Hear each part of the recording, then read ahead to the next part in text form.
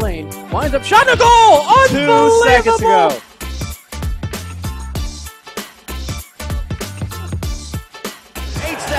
Rangers, a long three. Oh my goodness! It's a walk-off base hit for Michael Smith.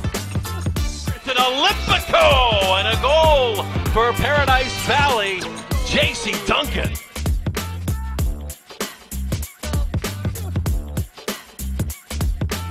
Well, there's a feed into Rodriguez to jam.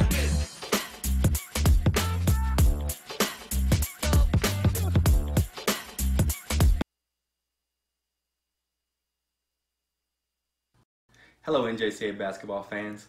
Welcome to the first ever NJCAA D1 Men's Selection Show brought to you by TeamIP. I want to congratulate all of our teams on excellent NJCAA basketball season. Good luck to those making the tournament. Look forward to seeing you in Hutchinson, Kansas, where they put on an excellent opportunity for student athletes to showcase their talents. Great host there, and again, brought to you by TeamIP. Congratulations. Look forward to the next national championship.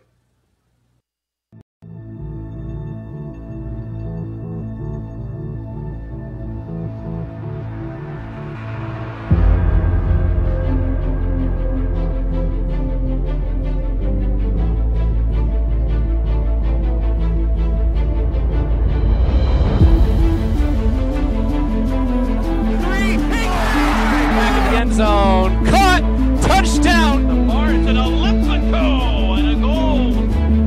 Winds up, shot, and a goal. 2 seconds to go.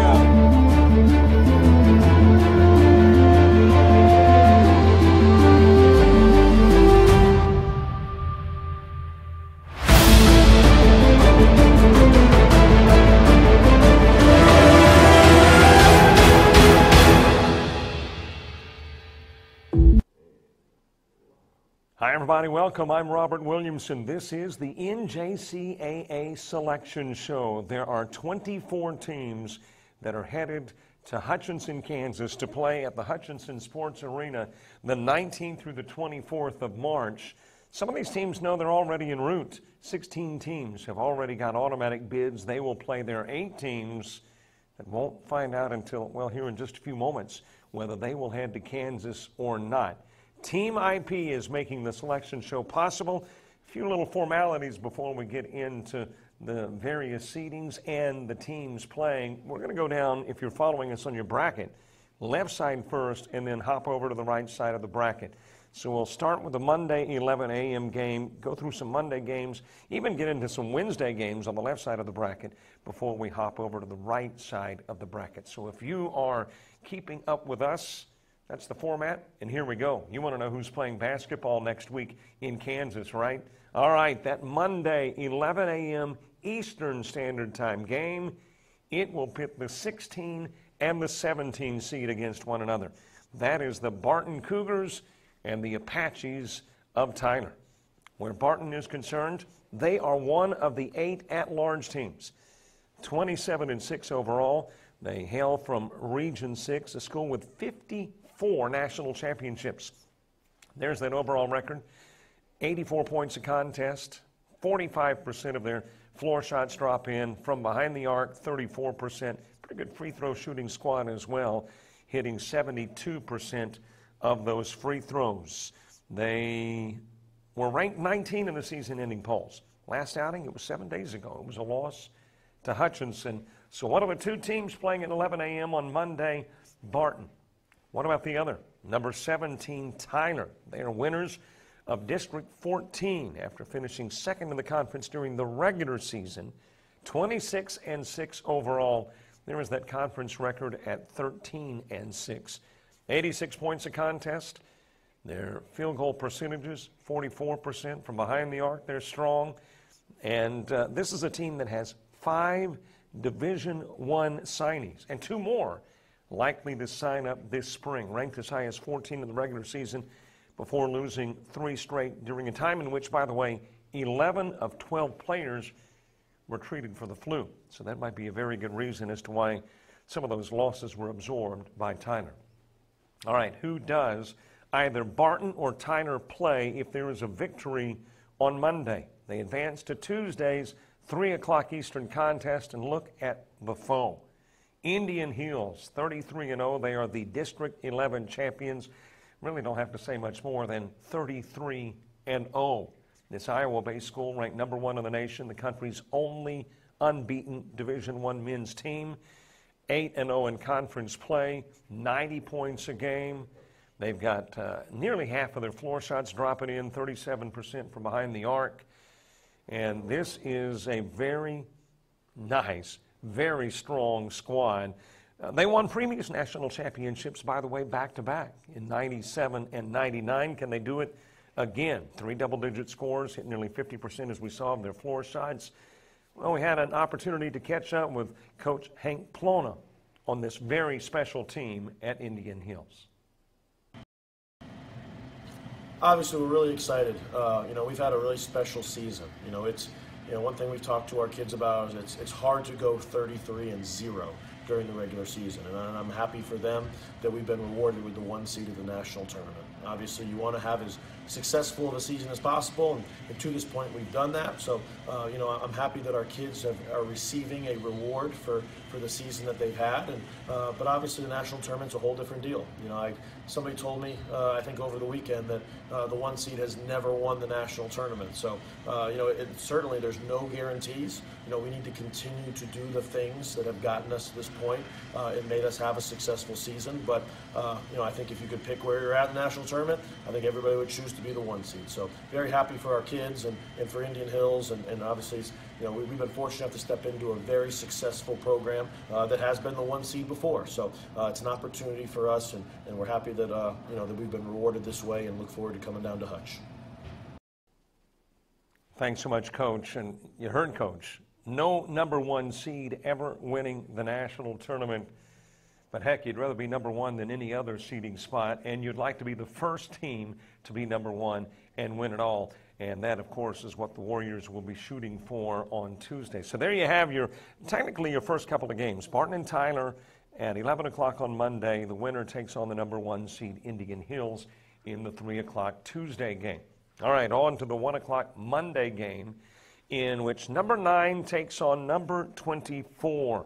Trinity Valley, one of those at-large bids. 8 teams getting at-large selections. Trinity Valley, one of those at 27-4 overall from Region 14. And according to Massey rankings, 4th toughest schedule in the country. 18-1 conference record, 27-4 overall, 87 points a game. You got to like those percentages. Nearly half their floor shots, 36% of the threes, and about 71% of their free throws dropping in. Number 9, Trinity Valley, finished the regular season ranked number 5 in the country. They will take on the number 24 seed. That is Baltimore City. Baltimore City, the District 3 champions. They are the winners of their last 4 straight. They don't necessarily rely on flashiness. They simply get the job done. 11-3 in conference play. You saw the overall mark. 43% of their floor shots, 28% from behind the arc, nearly 80 points per contest, and it's big. 3rd region championship in the past seasons. Baltimore City will take on Trinity Valley 1 o'clock on Monday. That's a 9 versus a 24. Who's the opponent for the victor? Well, it happens on Tuesday at 5:30, and they've got another at-large team. Eastern Florida State, the Titans, another Region 8 representative with multiple victories over ranked opponents. And there's their 27-4 overall mark. In the conference, 10-2. Nearly 90 points a game, 46% of their floor shots, 36 from behind the arc, 68% from the line. They average 51 rebounds a game. And obviously that certainly plays a role in their nearly 90 points per contest. So, 1 o'clock Monday, Trinity Valley, Baltimore City, winner takes on Eastern Florida, and there you see that quadrant on the left side of your bracket. It's set. Barton and Tyler, winner takes on Indian Hills, Trinity Valley, Baltimore City, winner takes on Eastern Florida, and we've got a couple of the at-large bids out of the way. On to the 7:30 contest. 7:30 on Monday, it will be 13 versus 20. South Plains, Highland out of Illinois battling for the right to advance. South Plains 23-8. They're the winners of a tough District 5. Had regular season victories over number 7 Odessa, number 9 Southern Idaho, number 20 McLennan. 23-8 overall, that conference record. There you see it, 12-4. And some pretty good numbers. Nearly 50% from the floor, 38% from behind the arc. And they have knocked down a lot of ranked teams. There are teams that have blemishes on their records during the course of the season, compliments of South Plains. Who will the Texans face? Well, you see it, number 20, 20th seeded Highland. Highland out of Illinois.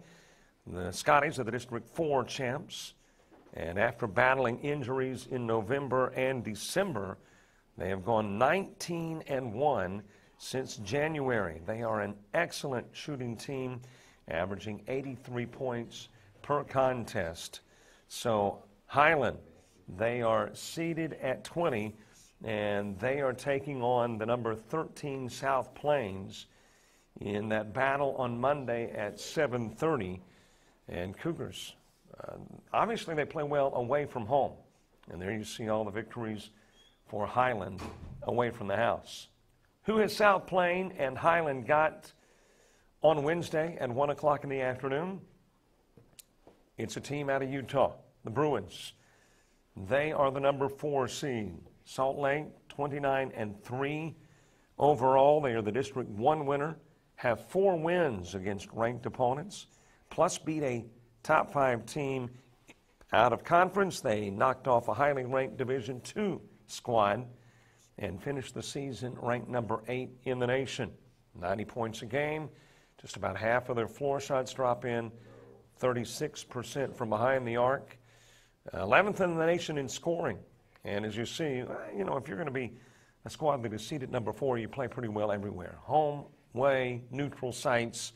Salt Lake's Bruins, 1 o'clock on Wednesday, taking on the winner of South Plains and Highland, the Texans and the Cougars. On to the Monday 9:30 matchup. Number 12 and number 21. Connor State, the number 12 seeded team. Central Georgia Tech will be seeded 21, and they will battle at 9:30. Connor State, they're the District 2 winner. 29-3, the overall mark. Conference record at 14-2. 81 points a game, 46% of their floor shots, 36% from behind the arc, nearly 70% from the stripe, riding a 7-game winning streak.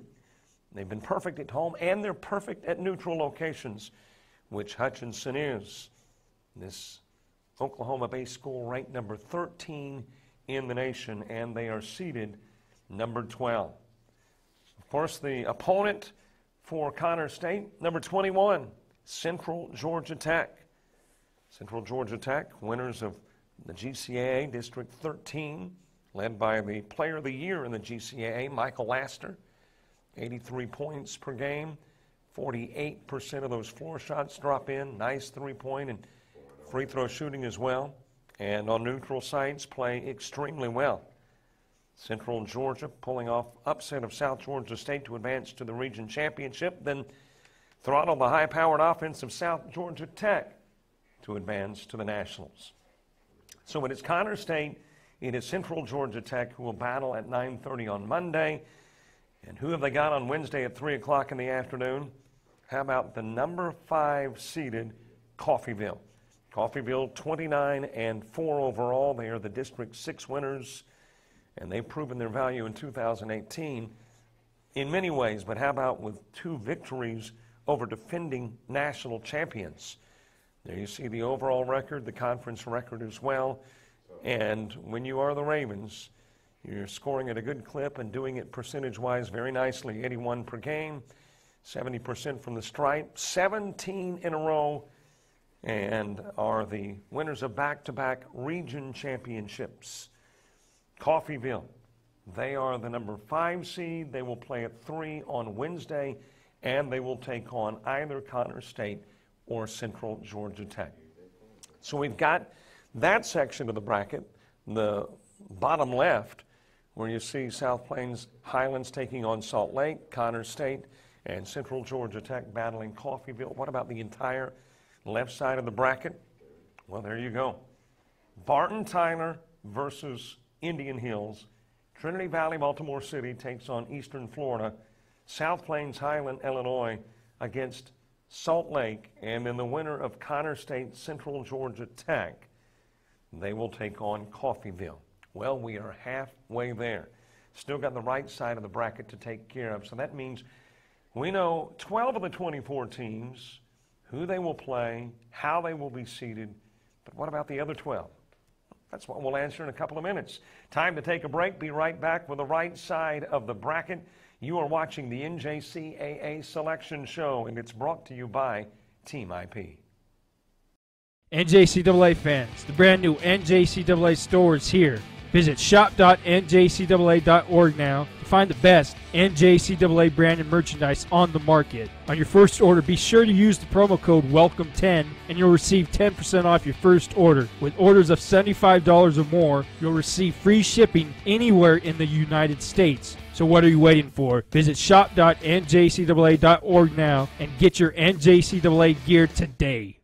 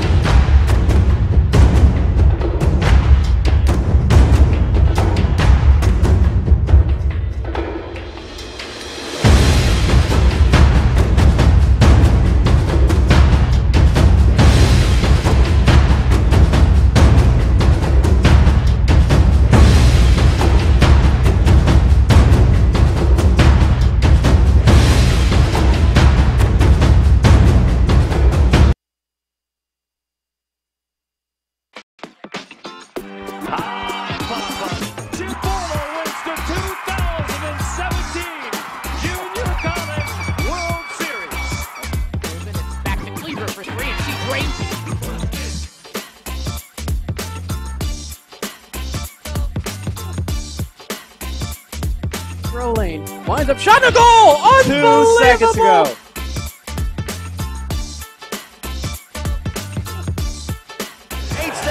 Rangers, a long three. Hey! Oh, my goodness! It's a walk-off base hit for Michael Smith.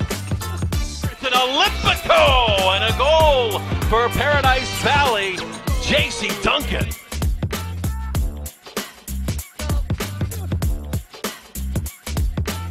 Well, there's the feed into Rodriguez, the jam.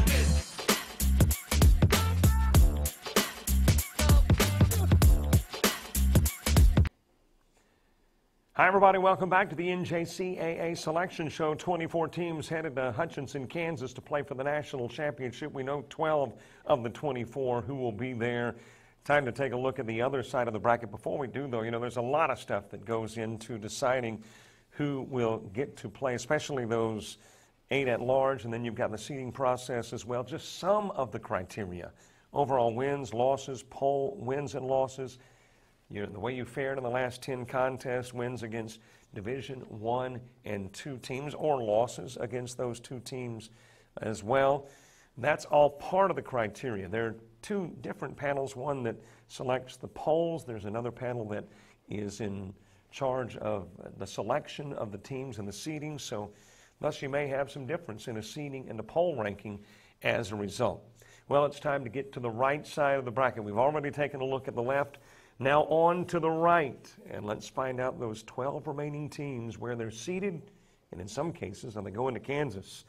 Monday at 3 o'clock Eastern, number 15, number 18, Western Nebraska taking on the Bulldogs of Holmes.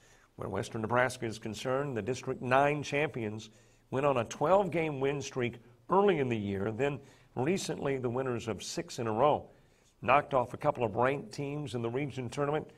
26-7 overall, that conference mark, 18-5. Wow, look at the percentages and the points. 93 a game, 51 from the floor, 44 from behind the arc, 70+ from the line. They are second in three-point percentages, and that is a very tough team. 13th highest scoring team in the country with 93 points per outing. Western Nebraska, seeded number 15, will take on 18th seeded Bulldogs. Holmes, they captured the District 15 title by defeating the MAC-JC champion Pearl River, 24-4, 10-2 in the conference, about 80 points a game, about 50% of their floor shots, about a third of their threes drop in. And there you see a pretty important stat. Third of the nation, limiting people. So this is a good Holmes squad. And by the way, they come from a region that just a few years ago had the national champion in Jones County. So it is Western Nebraska, Holmes at 3 o'clock on Monday. Who do they face? Well, at Tuesday, 7:30 in the evening, the number 2 seeded Raiders of Northwest Florida State. Raiders are the winners of District 8 and part of that very strong Panhandle Conference with regular season wins over ranked opponents like Motlow State, San Jac, Spartanburg Methodist, Trinity Valley. 30-2 overall, conference record at 10-2. And per the norm, about 90 points per contest, 52% of their floor shots. Playing a great-looking arena. They're there in Niceville, Florida, and ranked in the top 15 in so many different categories, those two being just a pair of categories in which the Raiders are highly ranked. Seeded number 2, they'll take on the winner of Western Nebraska and Holmes, 7:30 on Tuesday at the Hutchinson Sports Arena. On to the Monday matchup at 5:30. Number 10, College of Southern Idaho, the Golden Eagles. They will take on Sneed State, the number 23 seed. Where College of Southern Idaho is concerned, at-large bid, 27-5, 10-2 in the conference. A Region 18 representative, 100 points a game. That's not every now and then. Per game, 100 points. This is a team that's going to score a bundle of points on you, so you got to score a heck of a lot more to come away with a victory. Lost to number 8 Salt Lake by 1 in the regionals. Ended the season ranked number 9 in the nation and never dropped below number 14 in the country. Well, they've got a team that's pretty good at scoring points too. Number 23 seeded Sneed State, the Parsons from Boaz, Alabama, District 12 winners. They have not lost since February 1st. 81 points a game, 46 from the floor, 36 from behind the arc. And well, there you see a guy, by the way, behind the graphic who's pretty good at slamming. 10-game winning streak. And Peyton Youngblood, probably one of the more massive jams in the region tournament, which was featured, by the way, on SportsCenter Top 10. So you got the high-powered offense of Southern Idaho. You have got Sneed State battling one another on Monday at 5:30. Who do they face? Tuesday at 9:30, the late game, it's the Wranglers. Seeded number 7. And the Wranglers, another one of those at-large bids, 28-4 during the course of the season. They are out of that extremely difficult Region 5, lost in the region championship to South Plains by a 101-92 final. Speaking of 92, that's what they typically average per game. 53% of their floor shots from behind the arc, nearly 40%, and then 67% from the line. So there you've got Odessa, who is 7 as far as the seeding goes and at large, and they will take on the winner of CSI and Sneed State. So on the right side of the bracket, there's your top quadrant.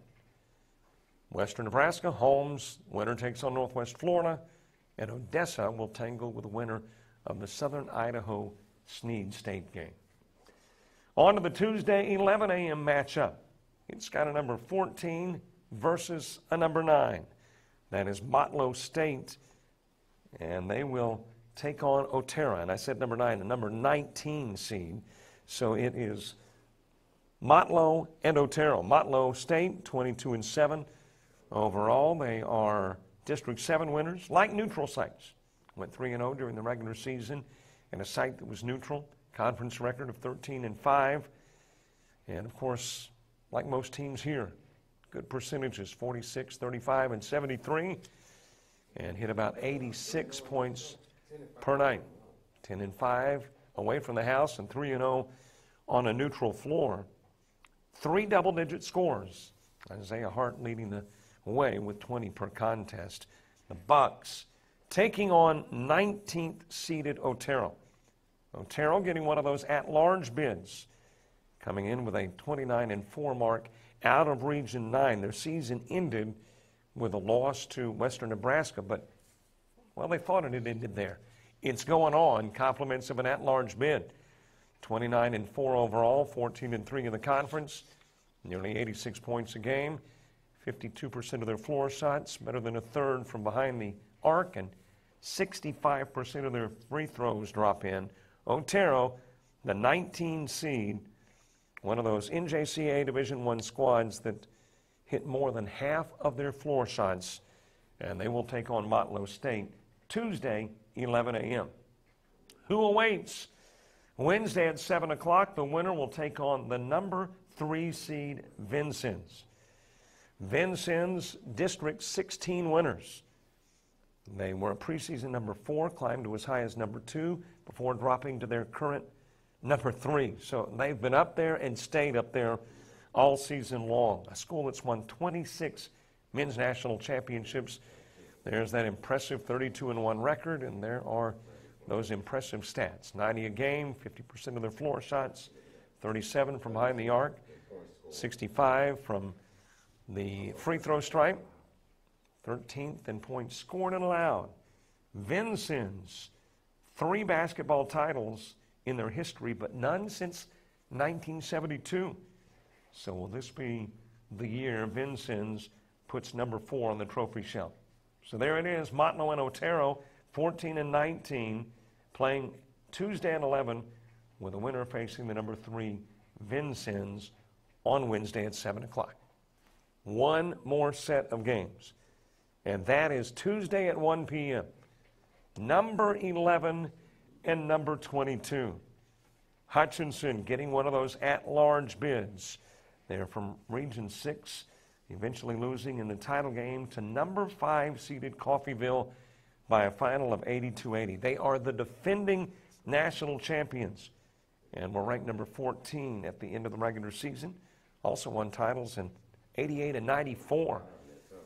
21-5 in a very difficult conference. 85 points a game, 47% of their free throws, 3-point percentages at 36.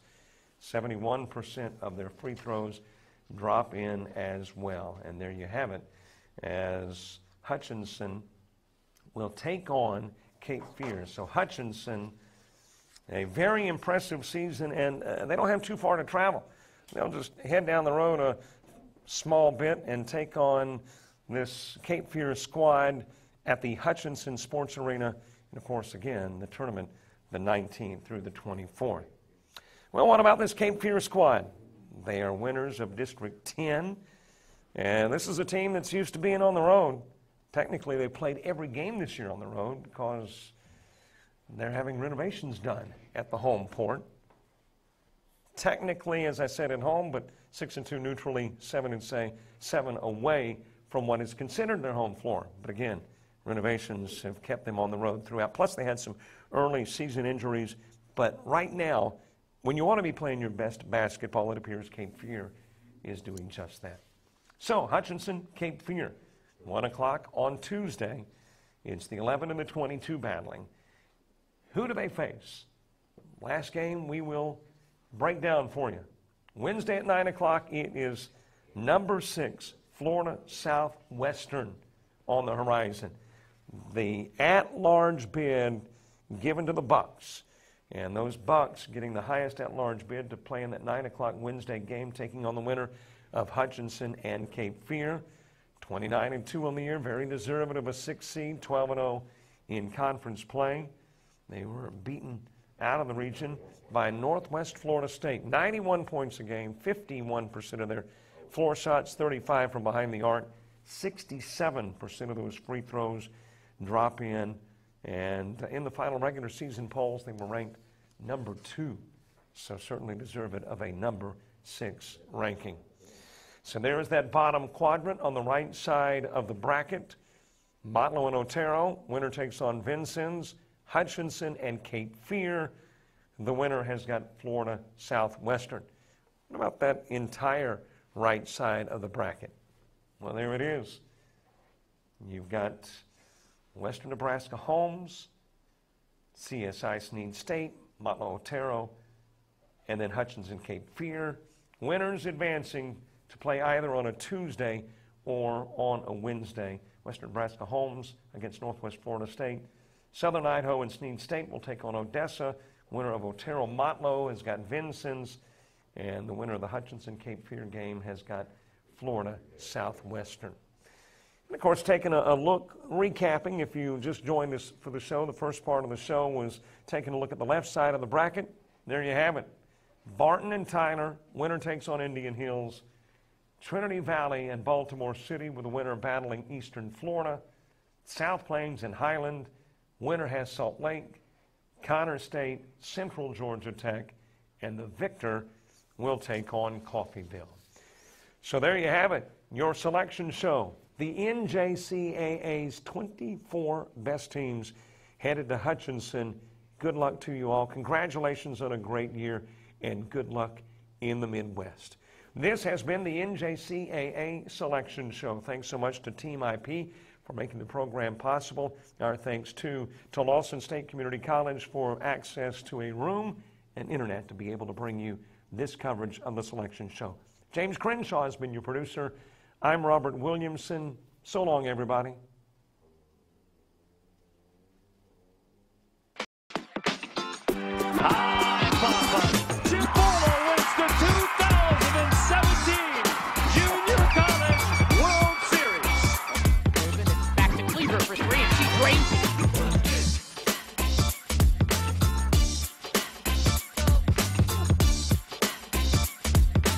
Lane winds up shot and a goal. 2 seconds to go.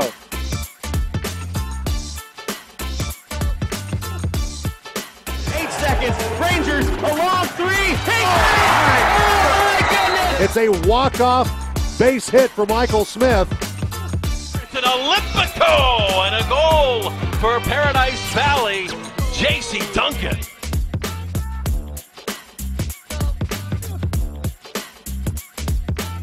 Well, there's a feed into Rodriguez to jam.